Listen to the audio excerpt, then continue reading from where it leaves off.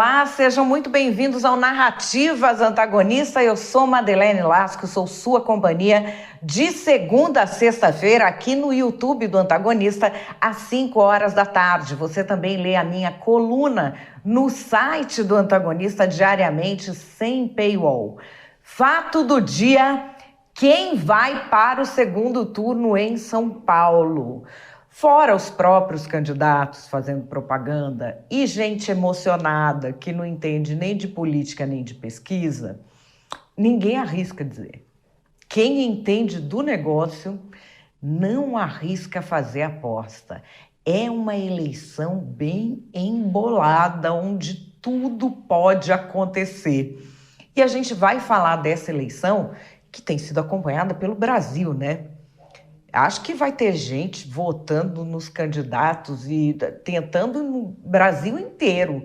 Tem gente que não viu o debate da própria cidade, mas não perdeu um debate de São Paulo. É uma situação completamente diferente do que a gente já tinha visto na política antes. Mas aqui a gente faz o máximo para debater com mais cérebro e menos fígado.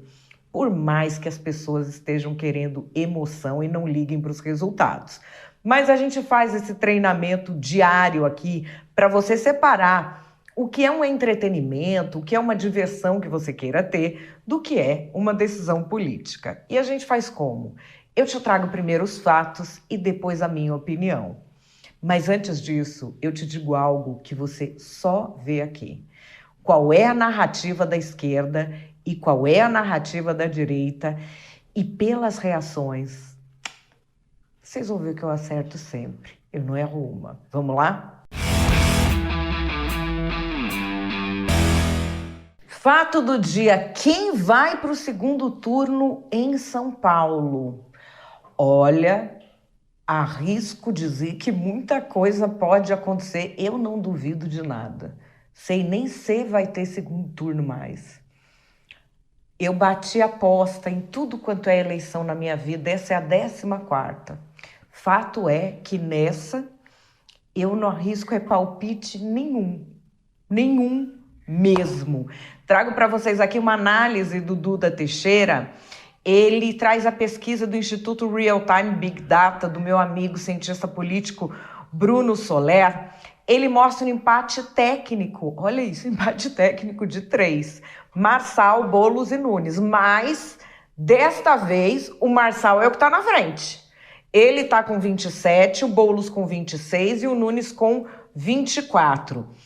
Aqui o que cita o Duda Teixeira, na matéria dele, da fala do Bruno Soler. Estamos notando uma tendência crescente do voto afirmativo, tanto para o Marçal quanto para o Boulos, em oposição ao voto mais neutro para o Ricardo Nunes. E aí? O que vai acontecer? Não sabemos. Domingo saberemos. A gente teve o último debate, que foi o debate da Globo. No debate da Globo apareceu o Pablo Marçal na sua versão Ruth, que a gente nunca sabe se vai ver a Ruth ou a Raquel, né? Chegou lá a Ruth, mas aí uma hora o Boulos deu uma cutucada, a gente já teve uma Paola Bracho saindo ali, foi uma coisa sensacional, mas quem tava Paola Bracho total é a Tabata Amaral. Ela questionou o Boulos no debate, veio aquele povo com a campanha pelo voto útil, que foi o Narrativas Antagonista de ontem. É a primeira campanha pelo voto útil da história da humanidade em que o voto útil não é para o cara ganhar, é para o cara ir para o segundo turno e perder no segundo turno, porque essa é o dado que traz nas pesquisas. Se o Boulos for com o Marçal, ele perde, com o Nunes ele perde.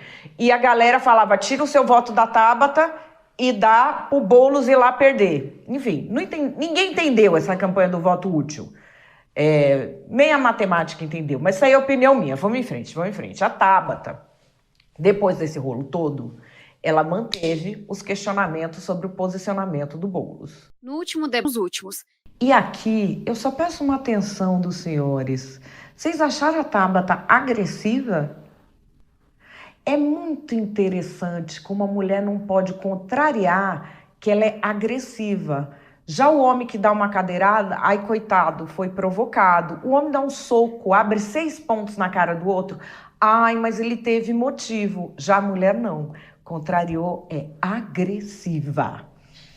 Bom, enfim, teve a Tabata com Boulos e teve também esse momento aqui que foi o mais quente do debate, que é o embate entre o Boulos e o Pablo Marçal. O Ricardo Nunes finalmente respondeu à questão do boletim de ocorrência de violência doméstica. Porque ele saía pela tangente, ele chegou a dizer numa entrevista que não tinha, tem um boletim de ocorrência, só que não é de bater. Nunca houve agressão física dele com a mulher dele atual. E finalmente ele falou isso e protagonizou, fez lá uma cena de efeito, deu um selinho na mulher dele. Vamos ver. O senhor avalia o apoio do Bolsonaro até aqui nas eleições, por favor, porque parece que ele está um pouco ausente, se o senhor poderia mencionar sobre isso. Não, ele foi na convenção, fez um vídeo na live ontem, ele citou qual é o candidato dele aqui em São Paulo.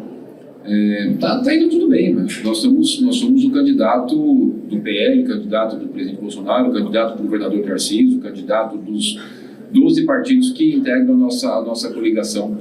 Tá tudo tranquilo. Perfeito, essa situação do boletim de ocorrência, justamente, já tinha sido trazido em outros debates, em outras ocasiões, o senhor já teve várias respostas diferentes para isso, e inclusive no último debate tinha se esquivado de responder. Hoje adotou uma estratégia diferente, resolveu responder mais diretamente sobre isso. O que motivou essa mudança?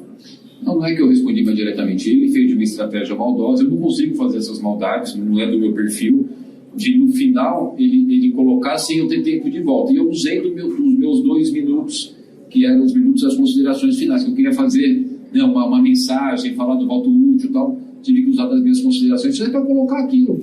Foi um problema de 14 anos atrás, que quem leu o BO, vocês devem ter lido o BO, tá aqui a minha esposa, não fala em agressão física, querem colocar uma história, forjar uma situação de que houve uma agressão física, o que teve foi um problema de crime. Já falam 30 segundos. Nós ficamos realmente um período separado lá. O que está escrito no BO foi ligações e mensagens. Nunca levantei um dedo para minha esposa e para mulher nenhuma, vocês me conhecem. Eu amo a Regina, ainda bem que o nosso amor superou tudo isso. Tenho 3 filhos lindos.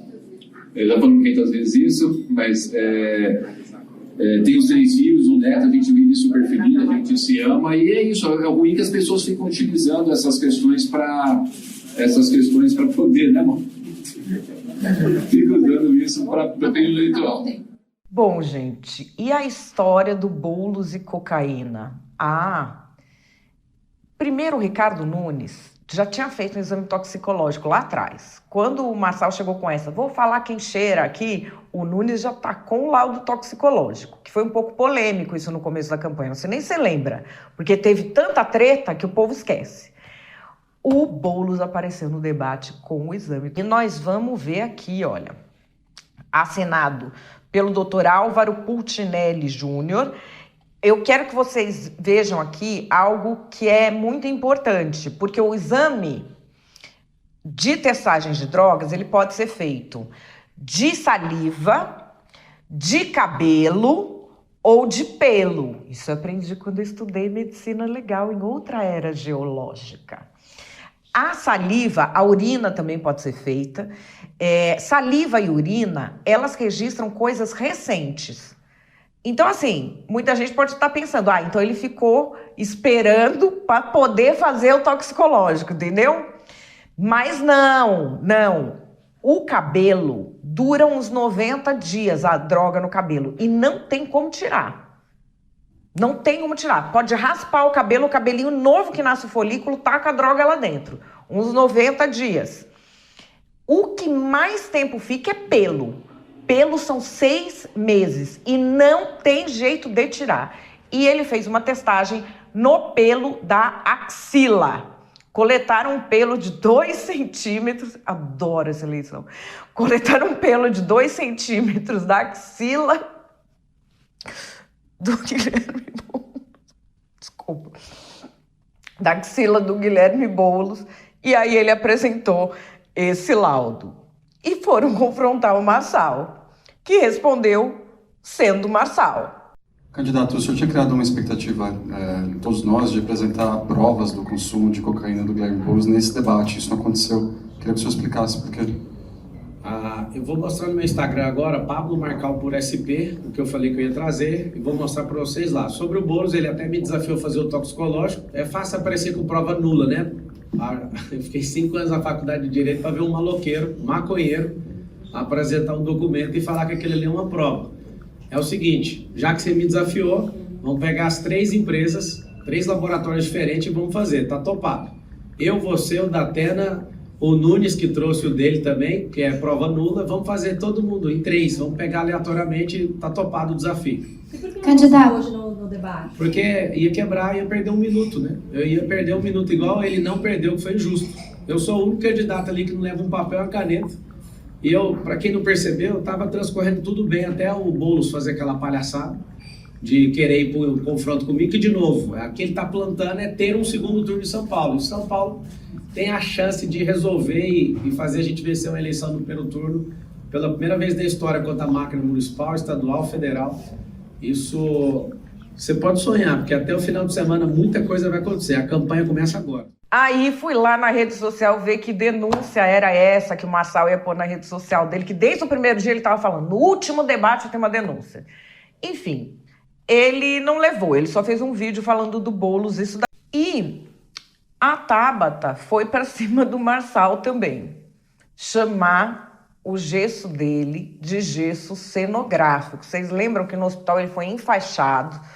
No debate do Flow, ele já apareceu com um gesso, não era mais aquela tala com gesso dentro. E ele continua usando esse gesso e ela falou disso assim. O que você acha? Quem vai para o segundo turno em São Paulo? Mais do que isso, vai ter segundo turno em São Paulo? Você conhece alguém que arrisca palpite nessa eleição? Pois é, tem gente que arrisca, porque é igual o BBB, né? A pessoa tá vendo sem compromisso, mas quem tá analisando mesmo não arrisca palpite. Só que antes de falar de palpite, de qualquer coisa nesse sentido, eu vou trazer aqui para você uma coisa que você só vê aqui. Qual é a narrativa da esquerda e qual é a narrativa da direita. Vamos lá? Em São Paulo não tem uma eleição. Tem uma disputa entre a civilização e a barbárie. Se o bolsonarismo ganhar, a gente vai ter o fascismo e o esfacelamento da democracia. Seja com o bolsonarista raiz, que é esse coach picareta desse Pablo Marçal, seja com o bolsonarista limpinho igual ao Tarcísio, que é esse Nunes. A única alternativa para São Paulo é votar no Boulos. É o vira-voto do Boulos, é o café com Boulos, igual fizemos na eleição passada. Não importa se a pessoa é fascista, se até a semana passada você estava apontando com toda justa razão que era um fascista. Agora é engolir e sentar para conversar. Porque a melhor alternativa para São Paulo, a única alternativa para São Paulo é o Guilherme Boulos. Se o Boulos não passar para o segundo turno, a democracia acaba no Brasil. A esquerda tá desesperada, né? Eu tô adorando ver. E a gente tá vendo Pablo Marçal derrubando todas as máscaras. Só que aqui tem uma derrota que a gente precisa comemorar demais, que é a derrota da esquerdalha. Porque periga a gente ter um segundo turno em São Paulo com 2 conservadores. Com Pablo Marçal faz o M, que é o cara que destrói jornalista, que tratora essa mídia vendida, que derruba as máscaras dessas instituições podres. E também o bolsonarismo com o Ricardo Nunes, que é apoiado pelo governador Tarcísio de Freitas.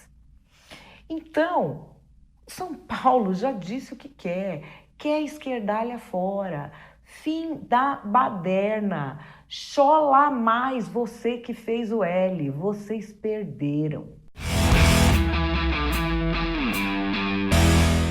E o que é que eu acho que eu acho é que não dá para ninguém que tem algum compromisso, né, com o cenário político, fazer uma previsão.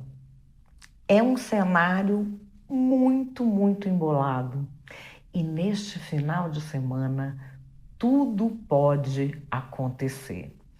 A gente tem uma eleição em que fica muito claro o peso do eleitorado que simplesmente cansou de tudo e quer alguém para detonar e botar fogo.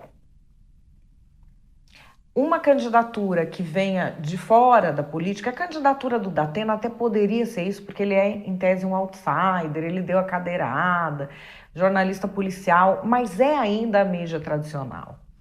O Pablo Marçal é a candidatura do que vem para quebrar com tudo. Muita gente vendo essa candidatura e se empolgando no Brasil inteiro. Isso quer dizer que as pessoas estão exaustas das instituições. E os políticos tradicionais deveriam se coçar. Porque a candidatura do Pablo Marçal, vá ele ou não para o segundo turno, ela já demonstrou que o brasileiro está com a paciência cheia. Tanto que a candidatura dele virou um negócio nacional. No Brasil inteiro se fala dele. Tem gente falando que vai votar nele em outras cidades. Eu vou votar nele, eu vou não sei o quê. Eu não duvido que vai chegar no domingo, vai ter gente em outra cidade digitando o número do Marçal na urna e fazendo aqueles videozinhos, a urna vendida, não consegui votar no Marçal, é o sistema contra ele, não sei o quê. Por quê? Porque ele representa este sentimento contra o sistema. O sentimento contra o sistema é algo tão grande que as pessoas toparam já votar num candidato antissistema, que era o Bolsonaro, que fazia parte do sistema, que foi cabo eleitoral do Lula na campanha de 2003, que teve 800 mil mandatos de deputado, que botou a família inteira, até cachorro, papagaio e periquito, para dentro da política. Mas como ele falava grosso com aquelas instituições e pessoas de quem o povo está cansado, o povo se sentiu representado. E esse é um sentimento que não pode ser ignorado. Por quê? Porque as bases da democracia, elas dependem de confiança, do mínimo de confiança que seja. E talvez isso esteja se extinguindo. Na área da política, as pessoas te falam que elas decidem, mas não é assim. Elas agem como massa de manobra. A grande maioria, inclusive a maioria que estudou. E arrisco dizer, principalmente a maioria que estudou. Por quê? O cara estudou para ser médico. O cara estudou para ser engenheiro. Ele é um grande médico, ele é um grande engenheiro de política, ele sabe o quê? Ele vê um corte aqui, uma rebarba de um negócio lá, nunca atuou, nunca foi, não conhece, não sabe como funciona, nunca leu profundamente a respeito, aprendeu qualquer coisa aqui ou acolá, recebe uns prints, tá no WhatsApp. Só que, como ele tem uma formação, ele fala, não, eu entendo de política também. E sai falando como se entendesse.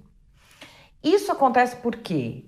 Porque as pessoas não se sentem representadas na política e imaginam que conhecem as soluções. Só que aí elas são manobradas pelos espertos. Então, assim, a pessoa que fala, não, porque eu entendo de política, porque o fulano fez isso, porque eu não sei o quê. Ok, você já foi gestor público? Você já trabalhou em partido político? Você já teve cargo? Você milita em qual partido? Quem que você conhece nessa área? Se você não é do ramo, é como uma pessoa que não sabe nada da sua profissão chegar aí e querer fazer o seu trabalho e te dizer como o seu trabalho funciona. Mas é isso o que tem acontecido sistematicamente. Por quê?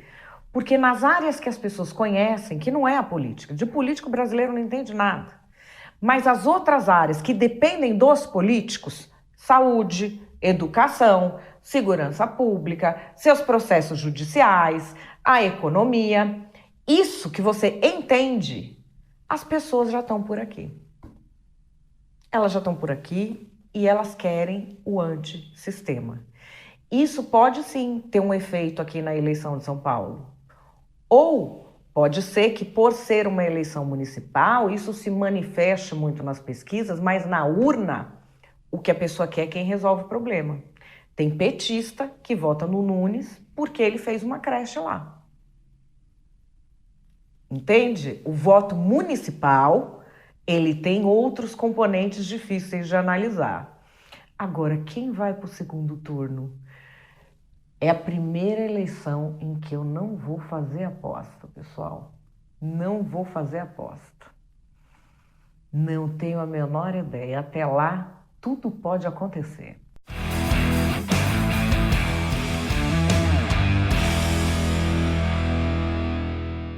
O Narrativas Antagonista vai ficando por aqui. O Antagonista vai ter uma ampla cobertura sobre as eleições no próximo domingo. Bom voto para todos. Acompanhem aí as últimas emoções do final de semana. O Narrativas Antagonista volta na próxima segunda-feira, às 5 horas da tarde. Grande beijo e até lá.